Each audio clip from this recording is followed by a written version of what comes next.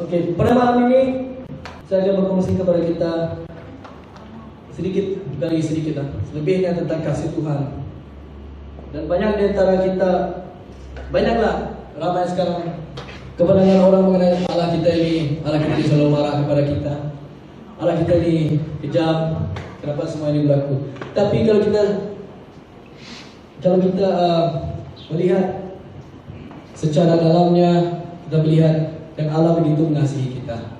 Dan saya percaya pada malam ini pemuda-pemudi yang ada di tempat ini, saya paham kita semua ada kerinduan untuk bersekutu bersama. Amin. Dan puji Tuhan yang kamu ada berada di tempat yang benar. You are at the right place tonight. So tonight we are gonna dengar firman Tuhan mengenai kasih Tuhan. Dan saya mengambil satu tema, yaitu Remain in His Love, tinggal di dalam kasih-Nya. Dan saya petik ayat di dalam Yohanes 15. Semua kita bawa kitab kita. Ayat yang saya ambil terdapat di dalam Yohanes pasal 15 ayat 9 hingga 10. Saya akan baca untuk kita. Seperti Bapa telah mengasihi aku, demikianlah juga aku telah mengasihi kamu. Tinggallah di dalam kasih-Ku itu. Kamu menuruti perintahku, kamu akan tinggal di dalam kasih-Ku seperti aku menuruti perintah Bapa-Ku dan tinggal di dalam kasih-Nya. Saya akan baca sekali lagi dalam Yohanes pasal 15 ayat 9 dan 10. Seperti Bapa telah mengasihi aku, demikianlah juga aku telah mengasihi kamu. Tinggallah di dalam kasih-Ku itu.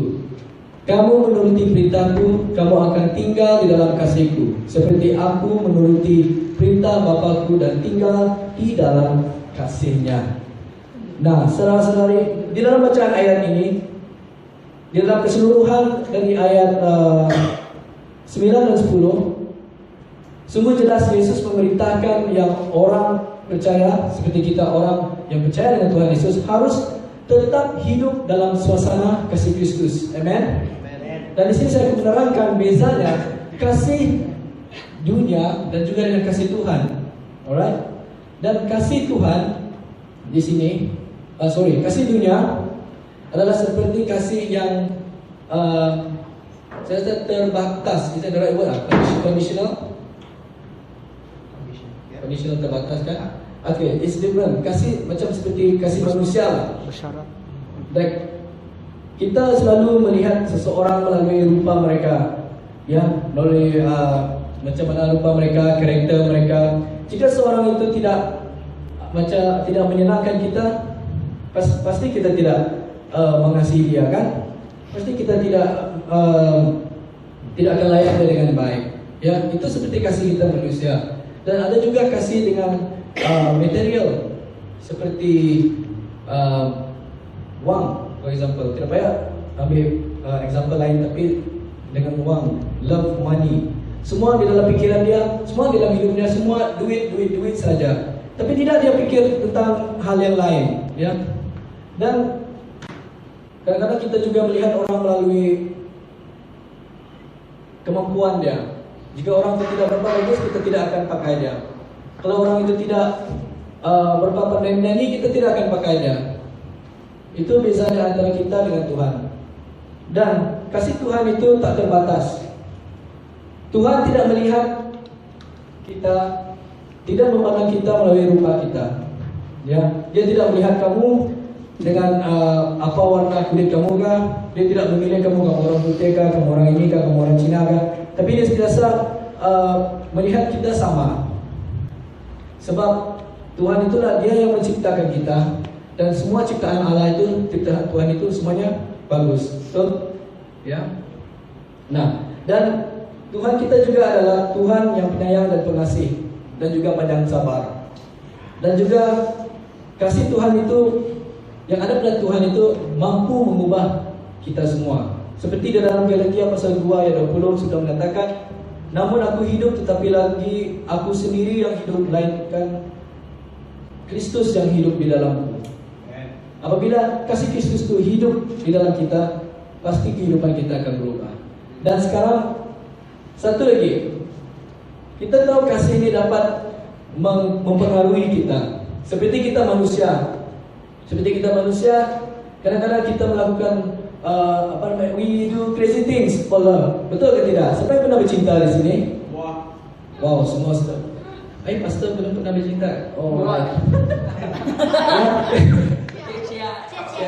Oke, kalau kita mengasihi seseorang, kita pasti berani melakukan sesuatu tanpa kita memikirkan apa yang kita lakukan itu gila atau tidak, ya. Seperti kita sanggup kita tulis surat, kita, oh ya, saya menyerahkan hidupmu untuk kau. Ya, kita melakukan sesuatu yang gila sampai tidak terpikir. Dan ada juga didapat satu cerita juga di dalam Alkitab, yaitu dalam Kejadian. Pernah dengar tentang Yakub tak? Oke, pernah. Ya, Yakub dia menginginkan seorang gadis yang bernama Rahel. Kalau dalam English dia Rachel, Jacob and Rachel. Dan Jacob ini dia sanggup menghambakan diri dia kepada Laban, yaitu bapa kepada Rahel, selama 7 tahun untuk mendapatkan Rahel. Tetapi 7 tahun untuk mendapatkan Rahel. Tetapi bagi dia 7 tahun itu seperti 7 hari. Bolehkah? Gila orang bercinta 7 tahun boleh jadi 7 hari. Betul-betul mau kah? Dan kita juga boleh melihat karakter seperti Samson. Dia bercinta sama Delilah. Pernah dengar tak? Benar. Kita mau dengar ni. Samson sama Delilah, sampai dia ditipu oleh Delilah, ya. Dan dia punya rambut panjang tu dipotong. Okey, yang kali saya bawa cerita tu sama untuk semua orang, ya.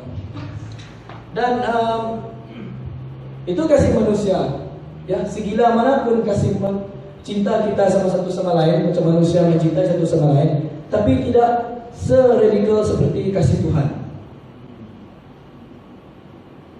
Tak seradikal, tak sehyper seperti kasih Tuhan. Karena kasih Tuhan, apa yang kamu telah mempelajari selama ini tentang kasih Tuhan? Kalau kamu melihat pengorbanan Tuhan Yesus di kayu salib itu adalah satu tindakan yang radikal dan hyper yang kita pernah lihat. Sanggupkah kita di sini menyalibkan diri kita untuk sahabat kita? Tidak sanggup. Macam saya tanya, Mister, sanggupkah kamu menyalib diri kamu untuk best friend kamu Rafael? Sia-sia hidup. Tengok. Ya, tapi Tuhan Yesus bukan juga sanggup, bukan saja sanggup untuk membunuh, dagang. Bukan juga sanggup mengorbankan diri dia untuk sesuatu orang, untuk satu bangsa, tetapi untuk semua orang. Ya, Tuhan Yesus mengorbankan diri dia supaya kita beroleh keselamatan. Seperti dalam Roma 5 ayat 8 mengatakan, akan tetapi Allah menunjukkan kasih-Nya kepada kita oleh kerana kasih Kristus telah mati untuk kita ketika kita masih berdosa. Seperti berani, macam mana kamu mau, kiranya kamu orang mau mengorbankan diri untuk kawan kamu pun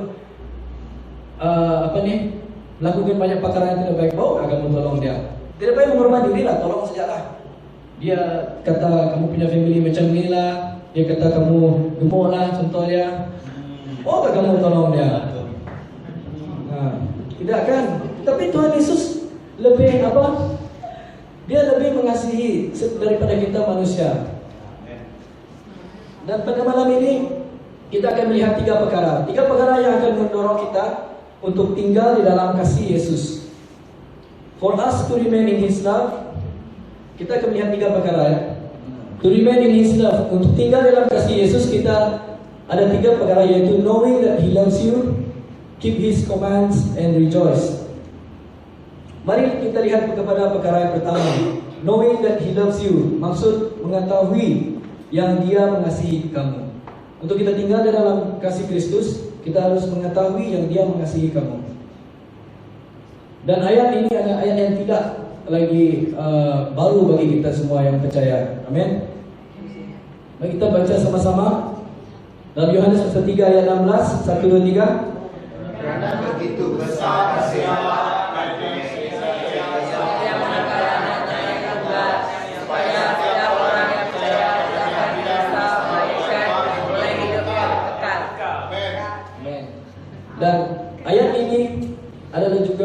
seperti jantung di dalam Alkitab kita. Karena ayat ini, Kristus membuktikan kasih-Nya kepada dunia dengan menyerahkan nyawanya bagi dunia dalam karya penebusan. Dan dengan kasih seperti inilah Kristus telah mengasihi kita. Ya, Kristus adalah jaminan pembebasan kita. Tidak ada jalan lain, tidak ada Allah lain, tidak ada cara lain. Tapi hanya melalui Yesus saja kita memperoleh jaminan kebebasan dan keselamatan. Seperti dikatakan, tumbuh ganti tumbuh, nyawa ganti nyawa. Meskipun dia tahu bahwa kita tidak akan pernah mampu membalasnya, dan sudah mengetahui betapa besar pengorbanan yang harus dia lakukan. Ya, Jesus knows, Tuhan Yesus tahu yang kita tidak boleh membayar apa-apa, tapi dia sanggup, dia meneruskan untuk mengorbankan hidupnya untuk kita. Amin. Ya, kasih Tuhan itu sangat pribadi bagi kita semua. Tidak pernah di mana kamu pernah pergi, tidak pernah it doesn't matter apa yang kamu pernah lakukan dalam kehidupan kamu selama ini. Ya, it doesn't matter what you've done, doesn't matter what you experience. God loves you. Kamu harus tahu yang Yesus mengasihi kamu. Apa yang sudah lalu, biarlah lalu. Ya, banyak kadang-kadang kita ini sedikit kita fail, sedikit kita jatuh di dalam kesilapan lah, lalu kita mengubah kembali, dan di sanalah kita akan beritahu, ya saya tak mampu lah buat kerja macam ni. Ya, terus you looking down at yourself. Tetapi fact dia, it doesn't matter. Di saat kamu jatuh, di saat kamu tidak berdaya, disitulah Tuhan ingin menyatakan kasih-Nya kepada kamu. Ya, mungkin kita bertanya-tanya, bagaimana Yesus mengasihi saya? Ya, how does Jesus love me? Dan di sini di dalam Alkitab kita ada banyak, ya, keseluruhan Alkitab, tapi saya tidak akan membawa sebagai kita semua ayat itu di sini, ya. Tapi ada beberapa contohnya di sini. Ya, He says He loves you so much that He engraves your name on the palm of His hand. Dia mengasihi kamu sehingga Ia melukiskan engkau di telapak kanannya. Yesaya pasal 49 ayat 16, ya. Dan di sini juga ada mengatakan He say He loves you so much that He knows how many hairs are on your head. Dia mengasihi kamu sesungguhnya sehingga rambut kepalamu terhitung semuanya. Coba kamu tanya diri kamu, tapi dia sanggup tidak kira rambut di kepala kamu? Tidak kan? Tapi Tuhan Yesus tahu. Dia tahu apa namanya, berapa jumlah rambut kamu. Ya, He says you are honored, you are precious in His eyes. Yesus berkata engkau berharga di matanya dan mulia. Ya, kasih Tuhan Yesus bagi kita semua adalah sempurna. Dan kamu harus mengetahui itu. Kasih Tuhan Yesus kepada kamu adalah sempurna. Kasih itu sama dengan kasih Bapa. Sama dengan kasih Bapa kepada Tuhan Yesus. Kasih Bapa bagi Tuhan Yesus telah menjadi satu role model bagi kita. Ya, kita lihat teladan Tuhan Yesus di dalam firman Tuhan. Kita boleh melihat contoh teladan setiap orang. Kamu boleh ikut melihat contoh teladan saya juga. Tapi saya beritahu kamu sekarang, contoh yang kamu harus lihat sebenarnya adalah Tuhan Yesus. Bagaimana Dia melayani kamu. Ya, tiada orang lain yang kamu harus look up to. Memang kita ada seorang spiritual leader dalam kehidupan kita, tapi always go back and see that Jesus is the real kita punya our role model. Amen. Dan poin kedua, to remain in His love is to know that He loves you and keep His command. Menuruti perintahnya.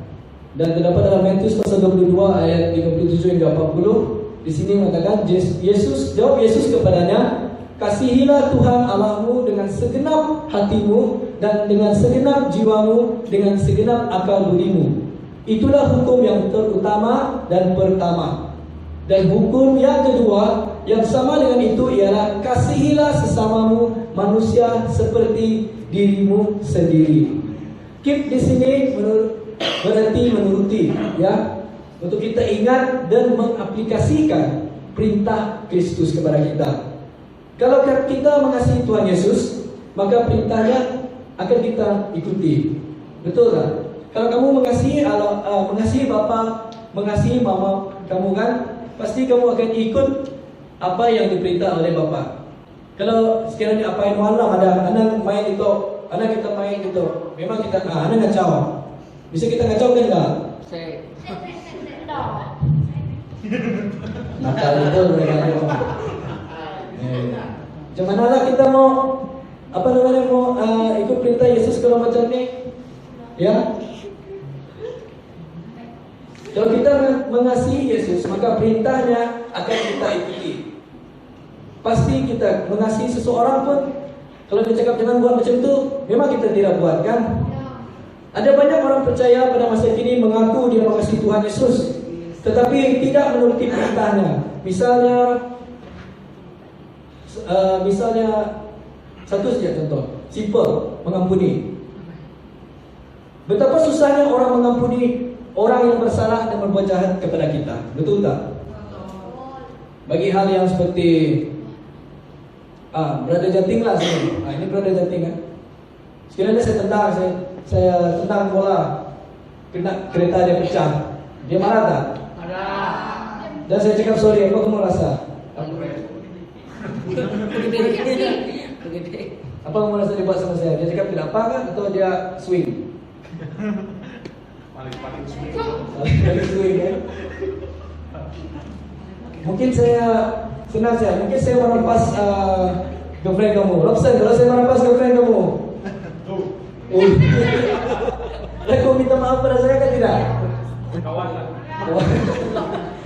Ya. Dan kerap kali dan selalu kita mengatakan bahwa tidak ada kata maaf kepada orang yang melakukan kesalahan terhadap kita. Ya, bukan senang dalam kehidupan kita untuk memaaf seseorang. Ya, walaupun hal besar, hal kecil pun boleh. Ya, seperti curi pensel tapi tidak bagi balik, itu pun boleh buat satu pergaduhan yang besar. Yang sering terjadi juga dalam kelas kami. Tuh, yang beram satu. Selalu ambil pensel, tidak bagi balik. Yo, siapa itu? Ya, perkara kecil, perkara besar boleh membuatkan satu pergaduhan. Ya. Tetapi kita sebagai orang Kristen, walaupun hal kecil, hal besar, kita harus mengampuni, ya, saling mengampuni. Amin.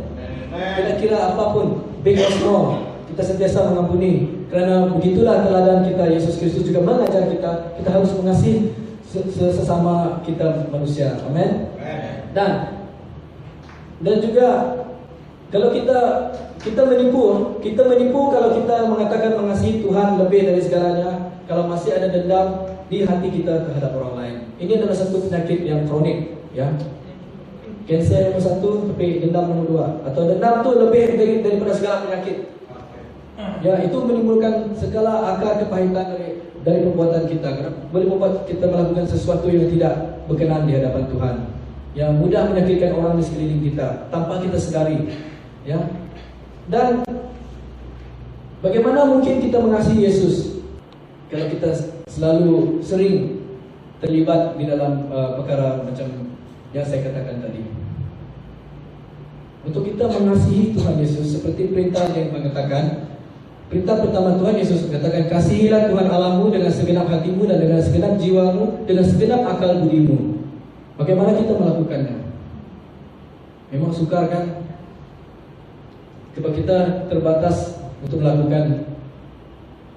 mengasihi Tuhan kita. Tetapi Tuhan memberi kita hukum yang kedua yang sama dengan itu, ialah kasihilah sesamamu manusia seperti dirimu sendiri. Jika kamu ada kawan yang di sekolah yang kamu belum settle masalah, settlekan.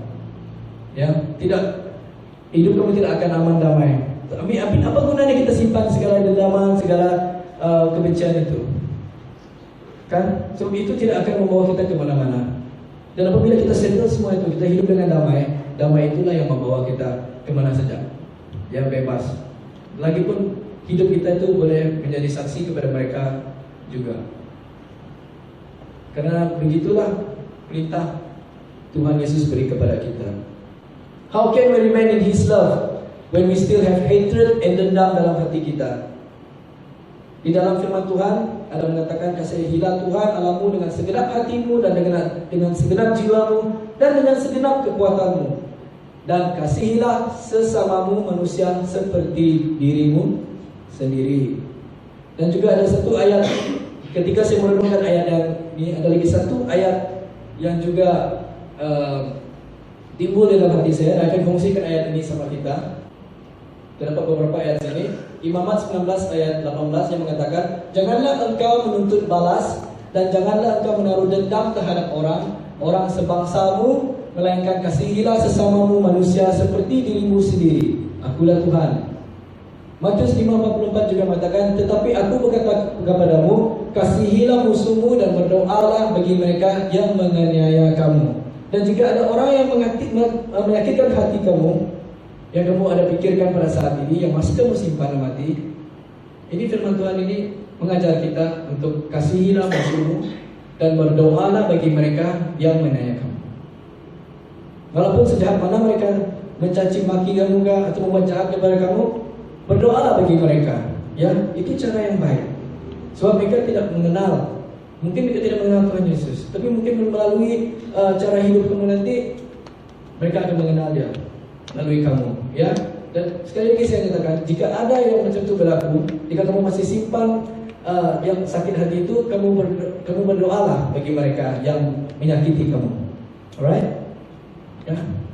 Dan yang ini Roma 13 ayat 8 hingga 9. Janganlah kamu berhutang apa-apa kepada siapapun juga, tetapi hendaklah kamu saling mengasihi sesamanya manusia. Ia sudah memenuhi hukum Taurat. Karena firman, jangan berzina, jangan membunuh, jangan mencuri, jangan mengingini, dan firman lain manapun juga sudah tersimpul dalam firman ini, yaitu kasihilah sesamamu manusia seperti dirimu sendiri.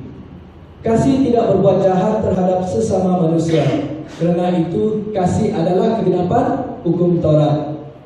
Jika kamu mengasihi orang sekeliling kamu tidak pasti akan melakukan perkara yang seperti yang dikatakan, berzina, membunuh, mencuri. Berapa kamu mau mencuri lagi kalau kamu mengasihi dia, mengasihi orang itu, kan? Kalau sudah kamu sayang dia, kasihi dia, tidak kamu akan mencuri, tidak kamu akan melakukan perkara yang tidak baik. Dan inilah Yesus katakan kepada kita. Ya, Rasul Paulus pun mengatakan kepada kita melalui surat Roma ini. Ya, loving each other, loving one another, itu adalah hukuman yang pertama dan juga hukuman yang terbaik yang kita harus pegang. Love one another. Kasihilah musuhmu, ya. Walaupun orang yang tak bersama agama dengan kita, ya. Walaupun mereka mengejek kita, ya, walaupun mereka sudah condemn kita, ya, tidak boleh kita pakai istilah ini. Tapi tetap berdoa bagi mereka, karena mereka tidak tahu, bah.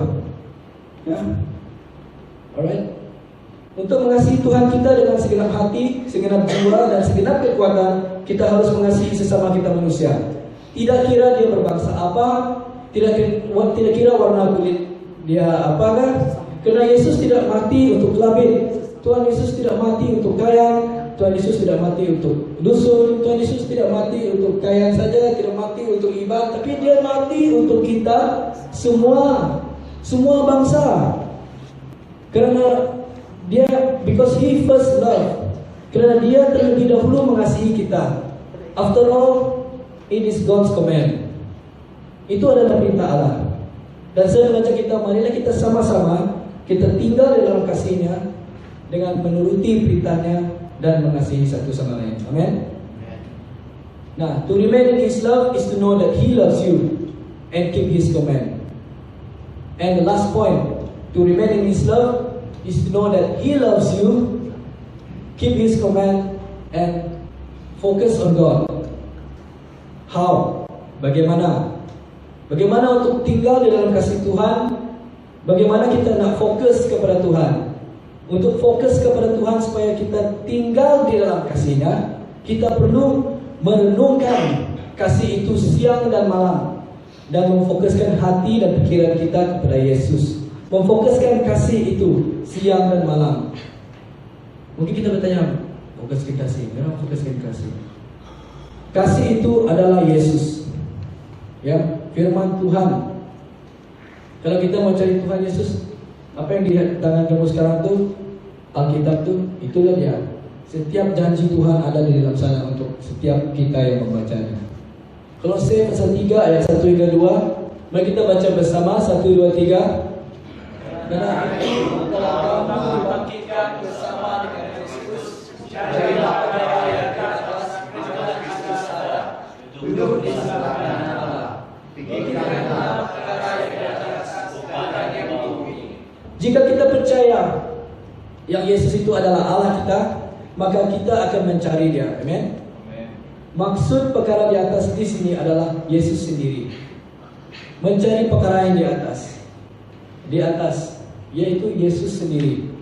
Dan maksud duduk di sebelah kanan Allah ini adalah pangkatnya. Yang banyak yang confused dengan ayat ini. Berdiri di dekat Allah macam mana itu? Kamu katakan Tuhan Yesus itu Allah, tapi dia berdiri di kanan Allah. Ya, banyak ada beberapa yang sudah tanya saya dengan ayat itu. Tapi di sini saya menerangkan kepada kita, maksud duduk di sebelah kanan Allah ini adalah pangkatnya, kedudukannya sebagai Tuhan. Carilah perkara yang di atas di mana Kristus ada. Dia ada di atas, duduk di sebelah kanan Allah. Dia sebagai Allah. Dan Tuhan Yesus itu adalah Allah kita. Dan Paulus berkata di sini, kerana kita sudah dibangkitkan bersama Kristus, kita harus memikirkan perkara-perkara di atas, yaitu Yesus. Kita sudah disatukan dengan Kristus bersama kematiannya. Maka pikiran dan hati kita harus disesuaikan dengan pikiran dan hati Kristus. Okay, now friends, ada satu hal yang tidak boleh kita lupakan. Ya, apapun keadaan yang kita hadapi, ianya bukanlah satu ukuran untuk menjadikan alasan bagi kita untuk tidak mengecapi kasih daripadanya. Karena kasih di dalam Dia, kasih di dalam Yesus itu adalah melebihi dari setiap keadaan yang kita hadapi. Apapun keadaanmu sekarang, mungkin ada, saya tidak tahu, ya, kasih Tuhan Yesus, pengorbanan di kayu salib itu melebihi dari semuanya. So apapun permasalahanmu pada saat ini, apapun yang menjadi pergumulanmu dalam hidup kamu, ya, kasih Tuhan Yesus melebihi semua itu.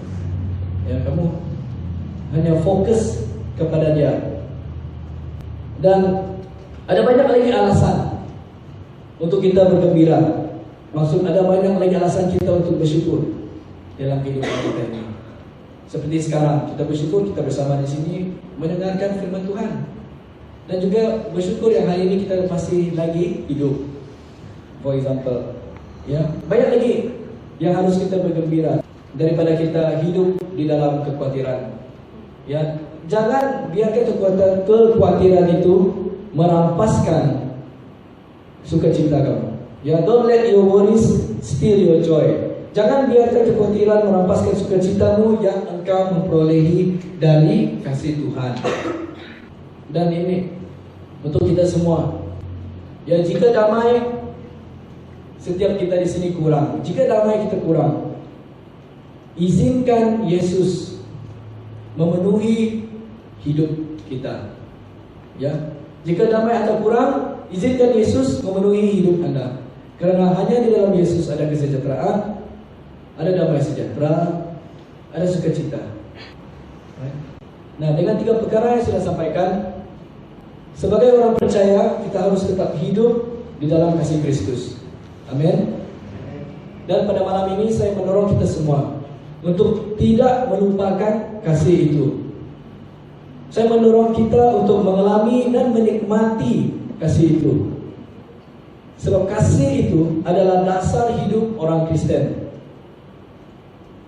Kehidupan kita sebagai orang percaya yang tidak tinggal di dalam kasih Kristus, yang tidak memegang kesadaran penuh mengenai kasih Kristus, seolahnya seperti bangunan tanpa dasar, ya, yaitu bangunan yang mudah roboh. Nah, tinggal di dalam kasih Yesus menolong kita untuk memahami perintah tinggallah di dalam aku, seperti ayat Yohanes yang kita baca tadi. Kita perlu mengetahui yang Yesus mengasihi kita. menuruti perintahnya, dan fokus kepada Dia. Dan sekarang kamu pun di sini, kamu adalah generasi yang akan mengganti kami orang ini juga. Dan kami menolong kamu untuk fokus kepada Tuhan. Karena setiap kamu ini dipersiapkan dan untuk melakukan perkara yang besar bagi Tuhan. Ya, amin. Besar sekali ladang kita di Miri ini. Kiranya kita perlu pikir lain dulu. Pikir saja di mata raya kita Miri ini. Kan banyak kita dengar sudah mau revival, mau revival, mau revival, tapi tidak ada movement, tidak ada pergerakan. Macam mana? Kan? We should move. Kita harus move dulu. Dan if you want to move, kita harus tinggal dalam kasih Tuhan. Karena kasih Tuhan itulah yang akan menggerakkan kita. Ya, macam mana kita mau memberitakan Injil kalau kita tidak ada kasih? Ya, kita melihat orang tidak sama. Semua orang sekarang di dunia deserve to know tentang keselamatan, tentang Tuhan Yesus. Ya, banyak sekarang kita mendengar orang memberitakan tentang kedatangan Tuhan Yesus. Tuhan Yesus akan datang, Tuhan Yesus akan datang. Tapi yang pertama, adakah orang tahu tentang yang pertama, berita yang pertama, yaitu kedatangan pertama Tuhan Yesus yang di dunia, yang dimana Dia datang di dunia untuk menyelamatkan kita, untuk membebaskan kita. Ya, that's the biggest. Itulah Injil, berita baik yang seharusnya kita sampai. Dan apabila orang percaya kepada Yesus, dan apabila orang terima Yesus sebagai juru selamat dia, kedatangan yang kedua kali itu adalah kedatangan yang membawa kemenangan. Ya, yang kita nanti-nantikan sekarang. Ya, the first coming of Christ is the good news. If we know, if they receive the first coming, the news about the first coming of Christ, which membawakan keselamatan dan pembebasan, maka kedatangan Tuhan Yesus Kristus itu tidak menjadi berita yang menakutkan, tetapi berita yang membawa sukacita. Amin. Ya, untuk kita memberitakan Injil yang baik ini, kita harus tinggal dalam kasih Tuhan. Supaya kasih Tuhan itu akan memberikan kita dorongan. Ya, kenapa kita datang di sini menghadiri kebaktian ini walaupun dengan sebulan begini? Karena kasih kepada Tuhan. Ya, kita rindu untuk bersama. And we know that if we keep this ongoing, kita akan terus bertumbuh bersama. Dan banyak perkara yang kita akan melakukan bersama. Dan we will, kita akan mengexpand, memperluaskan kerjaan Allah bersama. Ya. Now, kawan-kawan semua dan future pastors to be and leaders yang ada di sini, ya. Let us all remain in His love by knowing that He loves you. Ya, mengetahui yang Allah mengasihi kamu. Keep His command, menuruti perintahnya, dan fokus on God, fokus kepada Tuhan. Amen. Okay, mari kita, dan saya minta worship team, mari kita mengangkatkan satu penyembahan untuk menentukan